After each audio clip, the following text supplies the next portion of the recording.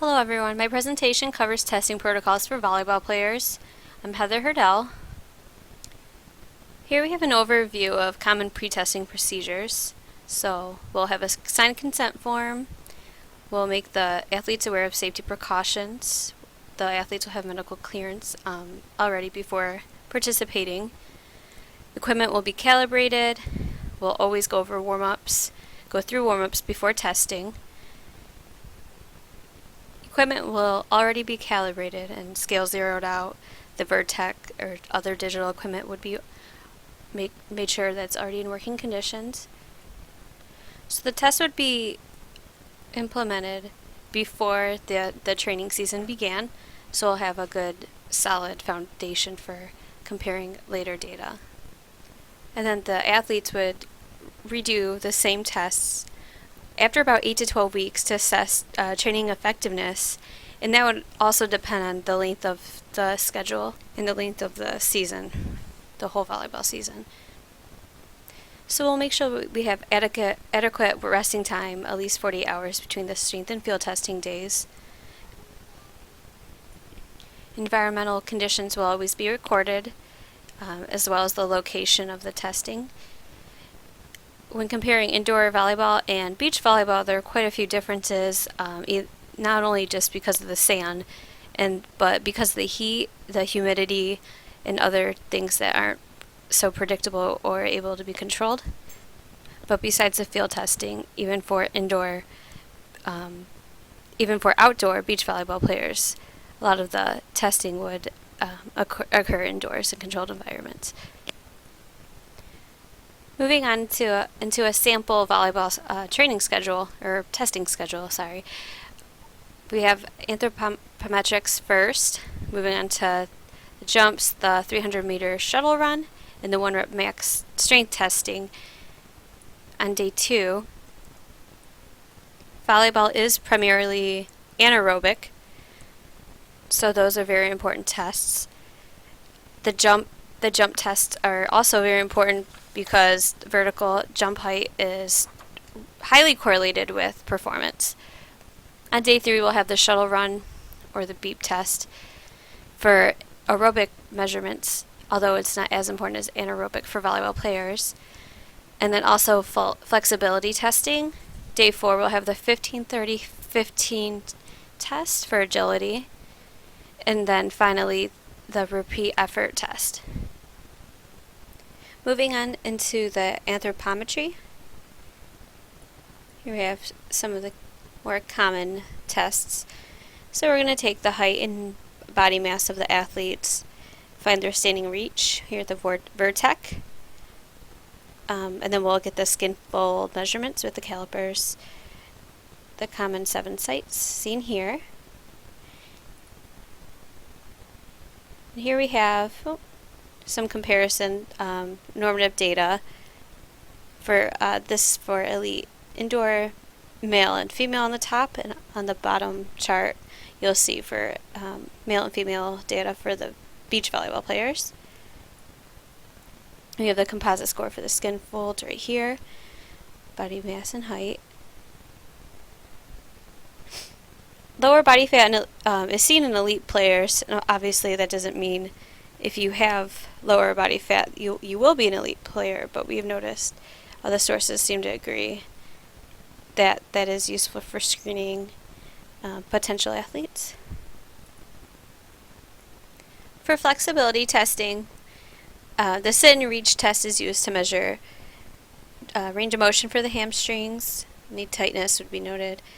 We use a goniometer to test the shoulder girdle range of motion, which is very important for volleyball players with attacking, blocking, serving, setting, pretty much everything. The studies on flexibility are equivocal, and not all coaches agree on the importance of flexibility or training on flexibility. It was found in a study from 2009 that dominant shoulder flexibility limitations could be related to rotator cuff injury, but again, that didn't really isolate any of the other factors. It could have been overuse from serving. It really has not been proven that these injuries are solely due to the lack of flexibility. That being said, functional movement screens could take a look at left and right imbalances between the shoulders, and then coaches could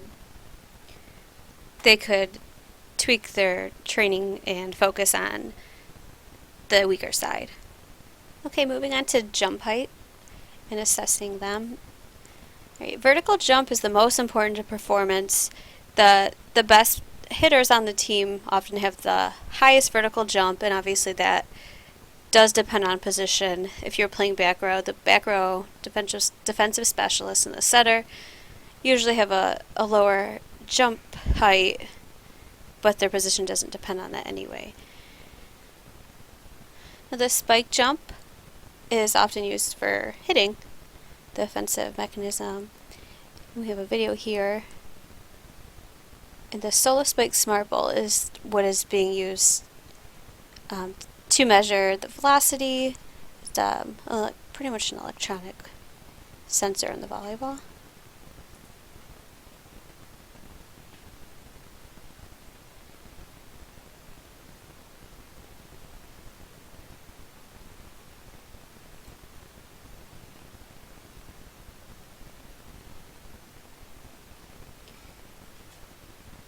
So there's the spike jump. And the test would be repeated a couple times, and the mean would be used.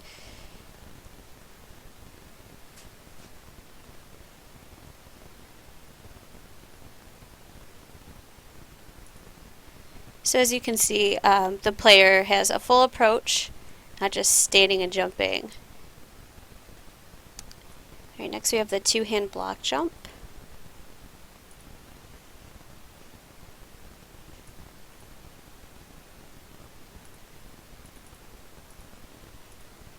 Pardon me here. There we go.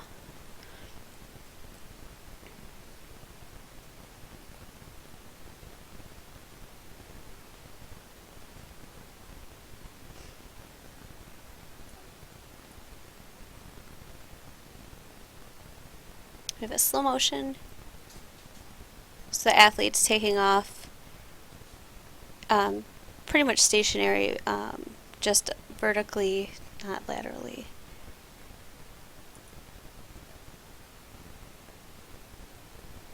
We had, if I could go back, you'll see the electronic sensor on the side, which is assessing his jump height, or block height. Moving on to the MAOD. Volleyball is primarily anaerobic, highly dependent on phosphocreatine and anaerobic glycolysis. Athletes' anaerobic capacity correlates to fatigue during high-intensity exercise bouts. To test anaerobic capacity, we could use a traditional MAOD on a treadmill, running with some minor changes, or there's actually information correlating a 300-meter shuttle test to the treadmill running MAOD. The poor scores of one correlates to the other, and the same for the high scores. And that would be more efficient to train a larger group of people at one time. And although this particular video is for football players, volleyball and football have similar physiological demands. So I'll take a look at this.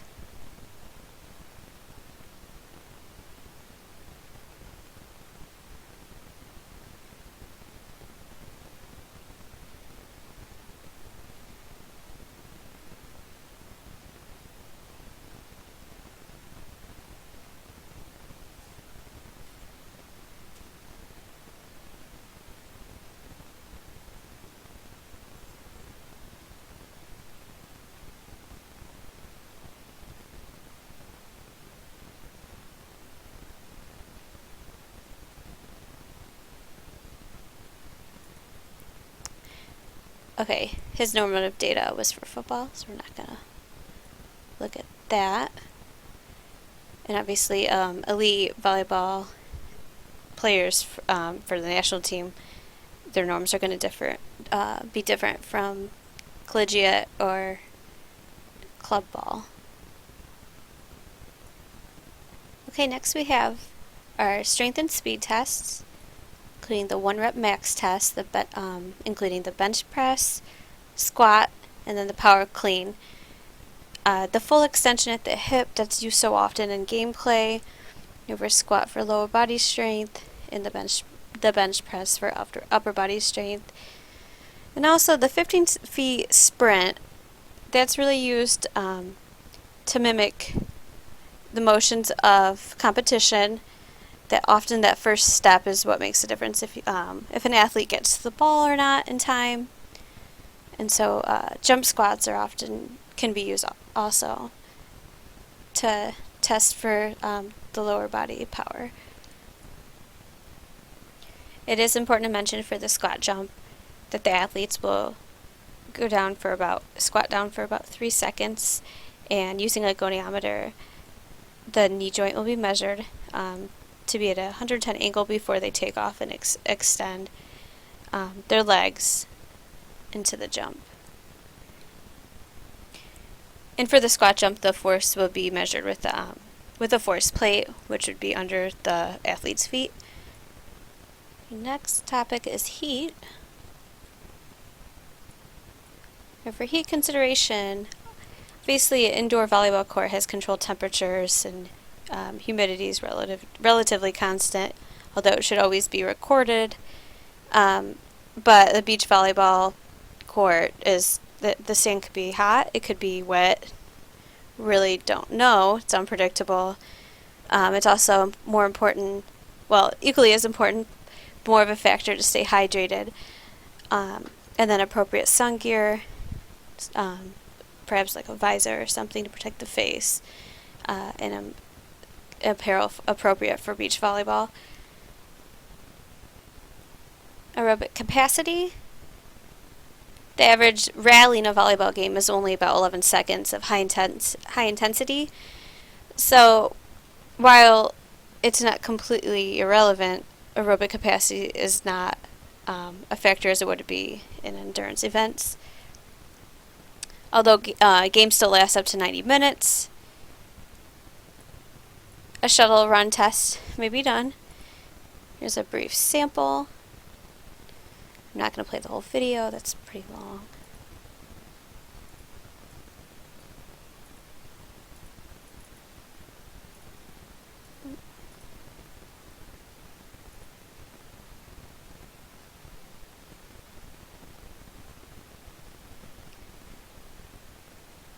These are commonly used, and it's an easier way to assess a whole team of players at one time, alternative to VO2 max test.